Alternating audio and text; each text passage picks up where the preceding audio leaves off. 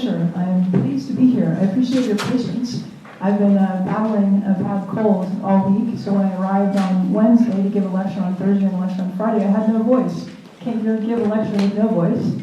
Today I have more of a voice, but I'm still not 100%. So I think I'm going to give one lecture, and then the other lecture that I was going to give on formal methods for national security is a version of a lecture that I gave on the 17th at a colloquium called Resilient Software Systems for National Security in Washington, and it was recorded and it's on YouTube, so I will make that link available and you can watch that lecture instead. Apologies that I don't have the energy to give 2 lectures today in person. So I'll give the mentoring lecture, which wasn't recorded and isn't available more probably, with apologies, and thank you for your understanding. Okay, so the mentoring lecture, managing my life, my career, and the bumps along the road. Okay, so who am I? Yep, question. Could you use an actual microphone, please? Yep, Because sure. it's usually noisy. Thank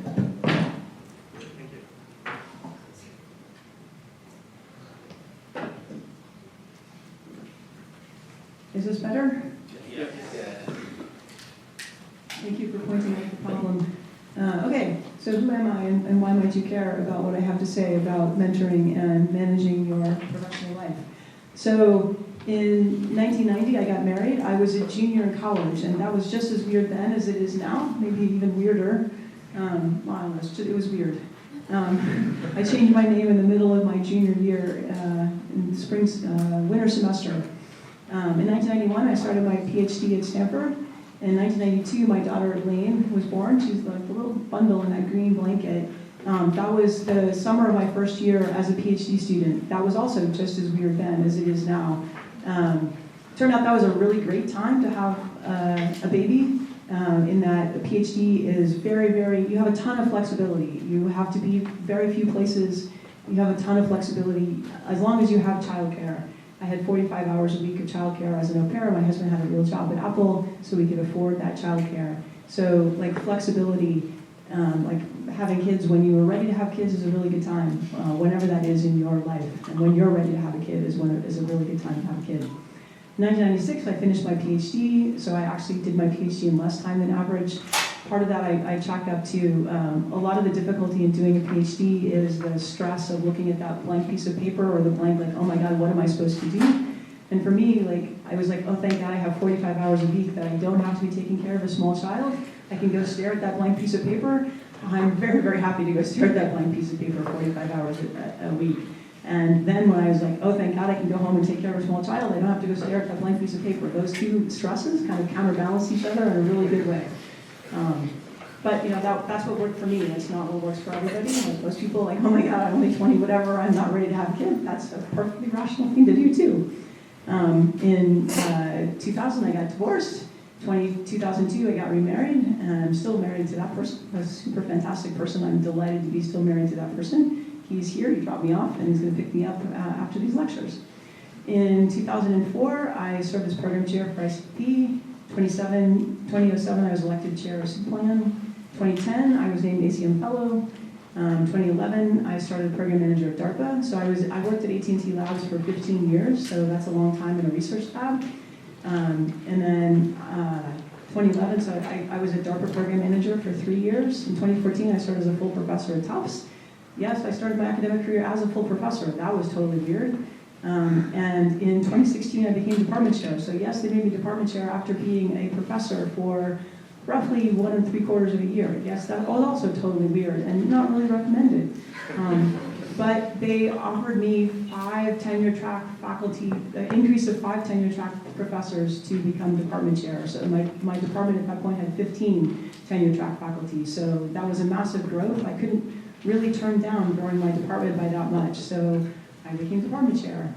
2019, I served as program chair for PLDI, and in 2021, I started as the director of I2O at DARPA. So I was 7 years a professor at Tufts, 7 years in academia, and it was roughly that I've been at DARPA, so in government, for 7 years. So 15 years in academia, 15 years in a research lab and industry, 7 years in government, and 7 years in in academia. So not quite an even mix, but more of a mix than most people have. So like that looks like a weird but kind of straight path. Like looking at it in retrospect, it looks kind of, oh yeah, like that just looked like a smooth path through life. I can tell you that going through it, it did not look like a smooth path going through. It looked like, what am I going to do now? And lots of uncertainty. It looked more like what your life surely looked to you right now, where there's like lots of uncertainty. What am I going to do next? Why do I do this? Why do I do that? Lots of uncertainty. So some examples. When I was an undergrad, when I was a PhD student, I fully expected to go be a professor. My plan was to go be a professor. I did all the things as a PhD student that one would do if one was preparing to be a PhD student. When I TA'd, I thought about how I would teach. I served as a student bureaucrat. I thought about what I would do as a professor. But when I graduated, the academic job market in computer science was terrible. There were very, very few jobs, and I think I got an academic offer in the Midwest where my husband was like, we're not moving there. So I'm like, okay. I did get the job at AT&T Labs, which at the time was a top-ranked research lab that was very prestigious, which correlates to having good resources, so a good place to go do research. So I ended up going and being working in an academic research lab. So that was like a big detour from what I expected. Then, as it says, I got divorced. I ended up with a 5-body problem. I had a daughter, and I had a spouse, and I had an ex-spouse, and he had a wife, and we had a daughter. So like there were 5 of us. So it was like not an easy, like changing jobs was really, really difficult. 3 out of the 4 of us worked for AT&T Labs, for AT&T, and AT&T was not going through good economic times. They were laying off people like crazy. And so Google called me up and asked for, like, did I want to interview with Google? And I'm like, in a moment of weakness, I'm like, well, I'm willing to interview if you also interview my husband and my ex-husband. And they were like, okay. So they interviewed all 3 of us, and they made offers to all 3 of us. And my husband took the job, and my ex-husband took a different job, and I convinced AT&T to let me work remotely from California.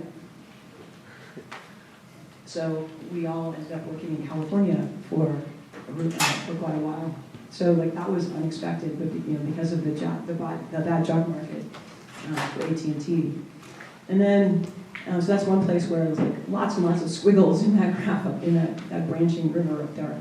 And then in 2021, where I started as the director of X2O, as I had become department chair, and it was clear that like I didn't have enough time as a professor to be a professor, right? I became leadership in academia very soon after becoming a professor, and I realized I liked being leadership, and I was very good at leadership, and I wasn't going to have enough time, or I wasn't going to be a normal professor. But my career was that I was more interested in being academic leadership. So I had interviewed for the dean of computer science at Georgia Tech, and I came in second. Like, if you come in first, you know you came in first, but you have no idea who came in second. But if you come in second, you know who came in first, and you know who came in second. But I came in second for that job. I also came in second for the dean of computer science at Cornell, right? And you know again, you came in second, right? So, like, those were both, like, I really wanted those jobs, and I didn't get those jobs. I worked really, really hard to get those jobs. I spent a lot of time preparing and thinking about, but neither of those opportunities came through.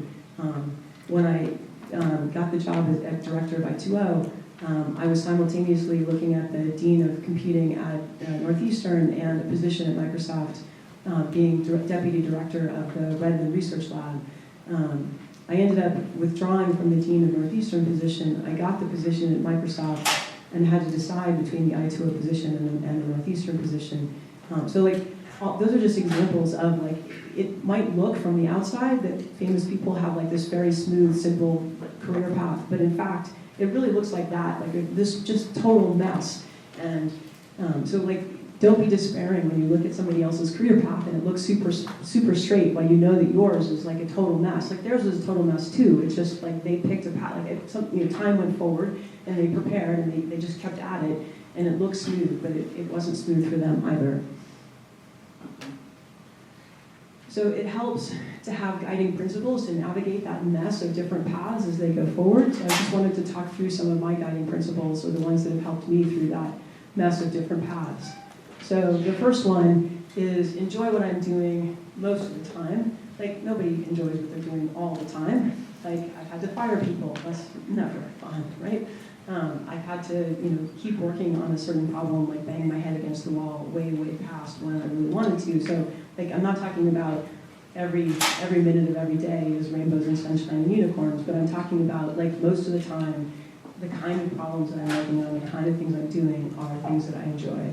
And this advice came from my father when, like, we were little kids sitting around the dining room table. He would talk about, like, when you think about what you want to do when you grow up, think about what you do every day, and that's what's really important. Like, jobs have the big picture narrative of, like, the glory associated. Like, doctors heal people.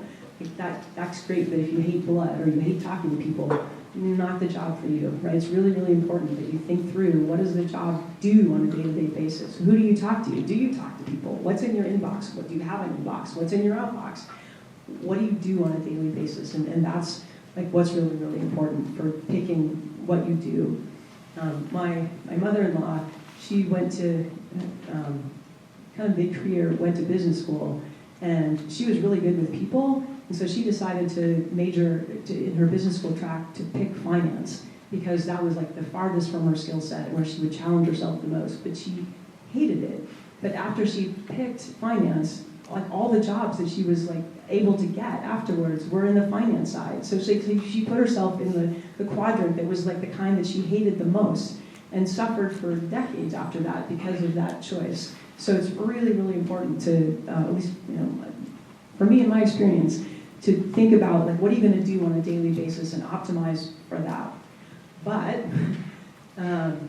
you also kind of need to be strategic. So when I picked my thesis, like, I picked Joe Halpern when I was an undergrad, a PhD student, reasoning about uncertainty.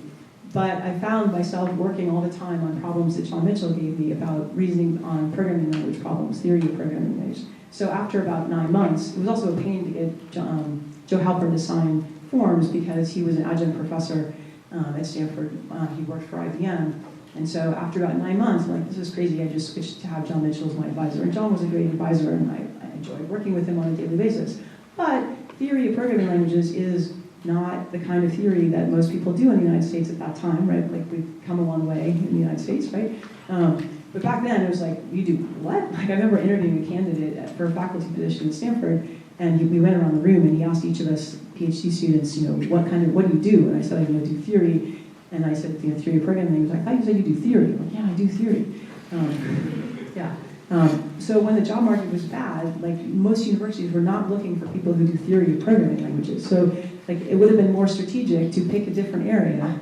And it would have been at least good to know that by picking an area that was just what I wanted to do on a daily basis, I was also making it harder to pick a job down the road. So, like, I might have done the same thing, but it would have been good to know that I was making a choice that was going to make it harder to get a job, or thinking about the angle of, how am I going to apply for an academic job in this area that's going to be harder to market? So the strategy is important too, which is principle number 2, be marketable at the kinds of institutions that I want to work for. So the first example of that is what I said before, where the job market wasn't very good and theory of programming languages was not a hot topic when I graduated, so it would have been good to at least know that. But also, like, when I was at AT&T Labs and they started doing layoffs, like, when I went to AT&T Labs, that was like Bell Labs, right? If Bell Labs and AT&T Labs split off at the same time, I kind of thought, like, wow, going to Bell Labs, that's like, or AT&T Labs, that's like the most stable institution ever for research, right? Little did I know that it was going to fall apart, like, in my own career lifetime being there, right? I was there for 15 years, and just after I left, they did another massive round of layoffs. That the only real job security is being hireable and having skill sets that are desirable. And so, like, I took, like, seeing layoffs over and over again, and people, like, that I cared about getting laid off was, okay, it's really, really important to maintain your skill set and be marketable at the places that you want to work for. And I didn't ever, like, give up the dream of wanting to be an academic. And so when I was working at AT&T, I worked really hard to keep my skill sets looking like I could be an academic. So, for example, when I moved to California and I arranged to be able to sit as a visiting professor at Stanford, I taught classes and I got my name on the teaching evaluations so that I had teaching evaluations that showed that I could teach, so that when I went to Tufts and wanted to get tenure at Tufts, there was evidence that I could teach. Similarly, I wrote grant applications.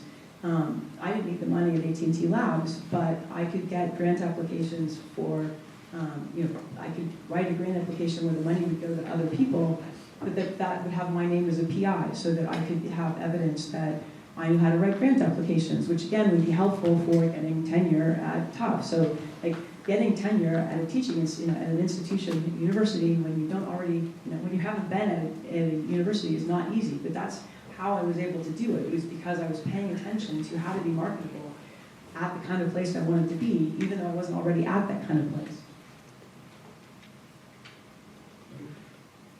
Okay.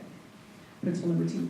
Principle number 3, have a great relationship with my husband, my daughter, my extended family, friends, and have a life outside of work. Right, so like moving to California, right? So we got those jobs at Google, but they didn't have to move to California. But my ex-husband decided that he was going to move to California. And so my husband and I sat down and we had our daughter, we shared our daughter, right? And it wasn't going to be great for Elaine to have one set of parents living in California and another set of parents living in New Jersey, which is where we were living at the time. And so my husband and I decided that we could live in California, that he could work for Google in California, and I could go to AT&T and basically say, like, I have a job offer from Google. I could move, I could work for Google, or I could work from AT&T in California. Which would you prefer? And they're like, well, we'd rather have you work for AT&T in New Jersey, but if that's not an option, we'd rather have you work for AT&T in California. So that's what happened. And that wasn't obviously a great move for me to work remotely for 6 years, but that principle, although it's listed as number 3, it's really number 1, right? And so, because it was very, very important to me that my daughter have a really good relationship with her ex-husband. He maybe was not a great husband to me, but he was a great father to our daughter. And so I moved, and I worked remotely for AT&T for 6 years, and arranging to be at Stanford was a great way to mitigate the damage that working remotely for AT&T caused. Question? Do you have advice for principle 3 of forming friendships and connections when there's, for example, many layoffs and you spend 8 hours of your day at work? I don't know if that question makes sense, but like sustaining friendships through these shifts in work. Yeah, so one of my best friends I've worked remotely from for like the entirety of our friendship, and so I think what's necessary there is to have is to invest at the time and to have a regular connection. So like I twice a week we have a phone call and we talk for 20 minutes, half an hour, depending on how much time that you need to invest in those connections. Because friendships and relationships, they take time, and if you don't invest in the time, then the friendships and the relationships go away, right? Like the moving cross country was a massive sacrifice on my part in the relationship with my daughter and the relationship she could have with her dad. The upside of sitting in Stanford was I got to collaborate with people at Stanford. I got 2 Best Paper Awards out of PLDI out of one of those relationships that I formed at Stanford. So like you can make lemonade out of lemons, I guess, is like figure out how to take advantage of the downside to build up the upside. The other thing is like the second point there is having a life outside of your professional life. If you spend all of your time, and my current job I probably work 70 hours a week, which is way too many. But I really like my job, right? So it's not like it's really interesting, it's really fulfilling, but it's also really stressful. So like the picture there, that's actually me playing golf. I am a really good golfer. It doesn't really matter that it's golf per se. I started playing golf when I was a little kid with my dad. It's meaningful to me, and it's something that I can that I find when I do it, it wipes my brain clean of work. It means that when I go and start playing golf, I stop thinking about all the things I need to do, all the things that are not going well, all the things that I need to do so that other things will go well, and so that I don't have all of my sort of personal meaning eggs in just the work basket. They're spread, like there's personal meaning eggs in the family basket, there are personal meaning eggs in the golf basket, there are personal meaning eggs in the work basket, so that I have all of them they don't all go bad at the same time, more or less, and so I can get positive reinforcement from different things at different times. And the physical activity is really important. Also in this bucket is that I committed to getting 7.5 hours sleep a night when I became department chair at Tufts, because part of my job at Tufts, part of my job as a leader, is dealing with crises. And crises come up unexpectedly, so you can't plan for them. But that requires basically being calm in the face of crisis. And for me, being calm in the face of crisis means I've been sleeping enough. And so since then, basically that's what, 10 years? It is possible, even when you're working like crazy, to get that kind of sleep. And the biggest impediment I find to getting that much sleep is waking up in the middle of the night and then finding the hamster wheel of thoughts like, I have to do this, I have to do that, I have to do this, what about that? And what I find works for me in terms of shutting down that hamster wheel is listening to a book that I have listened to a gazillion times, so it doesn't matter when I fall asleep. I put one earbud in my ear, I would put the audiobook on, low volume, also a book that doesn't have like, screams in the middle, so like even keel kind of book that I'm still interested in a little bit, so I will listen to the story and engage with it and turn on like Audible has like a 15-minute timer. I'm usually going to sleep within 2 minutes, so I find that works really well. Obviously, you need to find something that works for you and what level of sleep you need, but something like that. Principle number 4 is striving to make a difference. I think that for me, doing work that I find personally meaningful is really important. But what is meaningful is, there's a huge gamut of what can be meaningful, right? It's students in a class who find the material really interesting. So like at Tufts, when I would get at the end of the semester mail saying that 3 students found this class the most meaningful class that they took at Tufts, like that's super meaningful. Or the fact that my PhD students still reach out to me and talk to me even though they graduated years ago. Like those are things that I find very meaningful. Or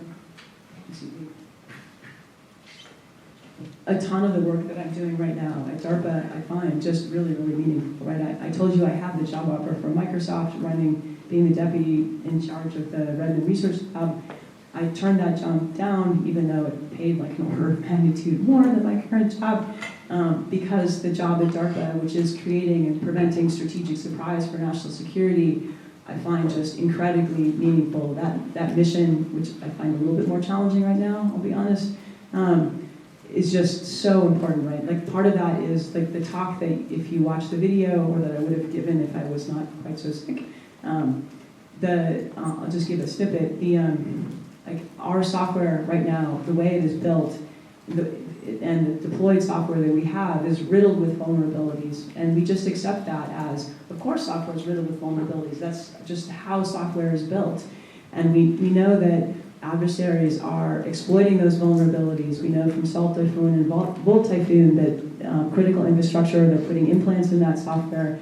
We have with the ransomware in hospitals, those vulnerabilities are being exploited for millions of dollars, hundreds of millions of dollars. And the way that we're responding to that right now is like, oh yeah, okay, after it's exploited, we go and patch those vulnerabilities. We pay billions of dollars more or less to go patch those vulnerabilities, fix those vulnerabilities, pay ransomware, track people down and fix the things post facto. And if we get into a major nation-state level conflict, we could lose that conflict on day one because our software, critical infrastructure, our military systems could just not work because those systems are hacked because of the vulnerabilities. Like our military systems are some of the worst systems in terms of the software because that software was built assuming it was going to be air-gapped over a period of 30 years, 40 years. So you might think military systems are the best, but they're not. They're more like critical infrastructure or IoT kinds of systems because they're built assuming air gaps. If we didn't know how to build software better than that, well, then that's just the reality we have to deal with. But we know how to still build software that's much, much better than that, using formal methods, using the kind of tools and techniques that the people that you guys know how to build. Right? The DARPA's HackEms program that ran from 2011 to 2016 showed we could build software for a helicopter, for a military relevant system that a red team could not hack into, and that the quadcopter version, they took that quadcopter to DEF CON, to the Aerospace Village in 2021, and the hackers there still could not hack into it 5 years after the fact, right? So we know how to build software to a much higher standard, and we're choosing not to use that technique. We're choosing to live in a world of learned helplessness. We don't have to do that. We can use the tools and techniques that we know how to use to build software and to fix the software that we currently have. That mission, I find incredibly valuable, incredibly meaningful. And that kind of thing is like part of the why I get up every day, why I want to work 70 or 80 hours a week, and what I look for in the jobs that I want to do. And I encourage you to find, like, not that mission, but like missions that are substantively meaningful to you. And then principle number 5 is contributing to the vibrancy of the communities to which I belong. I don't know if this is a principle or something that I just can't help doing. I end up, I was running, CRAW was the committee, it became it's evolved over time, but it was a committee to improve the representation of women in computer science, because women have been woefully underrepresented in computer science since I was an undergraduate. It broadened out to other underrepresented populations. I became chair of the SIG plan in 2006, but I just constantly want to help make the communities that I belong in run better. And a lot of the volunteer efforts, which I started doing when I was an undergrad, have helped me learn better leadership skills. And leadership skills are just a really long lever arm that help make everything better. Help make you get more stuff done. And often I find that those volunteer organizations help get you more skills that help you get more opportunities down the road. Okay, so those principles were here, I've just collected on one. I presented them in this order. Enjoy what I'm doing, be marketable, have a great relationship with my family, strive to make a difference, and contribute to the vibrancy. But this is really the order. So the great relationship with my family, enjoy what I'm doing, strive to make a difference, contribute to the vibrancy, and then be marketable. That's really the order. Along the way, I learned a bunch of lessons. So of course, time management is a critical one. You've probably heard a gazillion times already, because if you are successful in your career path, you will be asked to do way more than you can possibly do. Just a couple of tips that I've learned along the way here. Refer to those guiding principles. When you're asked to do stuff, you can say no. You don't always have to say yes. It's much worse to say yes and then do a bad job than to say no. People expect to be told no. Women and underrepresented minorities get asked to do stuff way, way, way more often than they actually can. So feel free to say no. If you say yes and then you discover that you can't do it, go back and renegotiate. It's much worse to drop the ball because somebody else is depending on you to do stuff. So if you drop the ball, then you've made it much worse for them. So saying no in the first place, or if you say yes and you find you can't do it, going back and saying, oh wait, how do we renegotiate this so we get something reasonable done in a reasonable time frame? Communication skills, right? A lot of computer scientists become computer scientists because they actually don't like to communicate. But if you can communicate, you're going to be way, way, way ahead of the game. Communication skills are incredibly important, right? Research, like the tree falling in the forest, does it actually make noise? Does research that doesn't get communicated effectively actually happen, right? Research is only meaningful if you communicate that to other people. Ideas only have impact if they are successfully shared. So that's written, it's verbal, it's formal, it's informal. Skills in this area can be learned and they can be developed. So I would encourage you to work on your communication skills. So like my job as a director at I2O, I have something like 23 program managers who supervise, we collectively supervise $600 million of research a year. And a lot of what I do is mentor my program managers on how to communicate more effectively. So the better you can communicate, the more effective you will be in whatever you end up doing technically. So don't ignore your communication skills. I think one of the things that people like maybe a skill in this area or a misapprehension is they think if it's not easy for you, then you're just not good at it and you shouldn't have to do it or somebody else should do it. Like I think that's a total misnomer. Like communication skills are hard. It's like math is hard, but that doesn't mean you shouldn't do it. Like, it's just, it requires engagement and practice and iterations. So I think you just do it. You write a draft and it's bad. And then you make another draft and it's better. And then you do another revision and it's better. And like reading through documents and like putting yourself in like who is supposed to be reading this document and like imagining you're the person who's reading the document can make just a huge, huge difference. And this may seem completely obvious, and I feel like this is completely obvious when I'm saying this, but I spend a lot of my time coaching people on these things, so I'm saying it because apparently it's not completely obvious.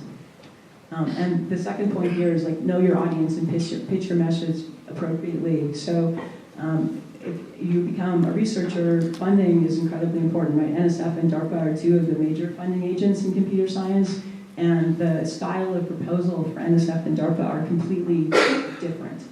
NSF is looking for basic science, right? They're trying to advance the state of the art. And so the way you write an NSF proposal, and I've served on many NSF panels, is you describe how you're innovating in science. And then you do the broader impact of like, how will this benefit society if your science comes to fruition?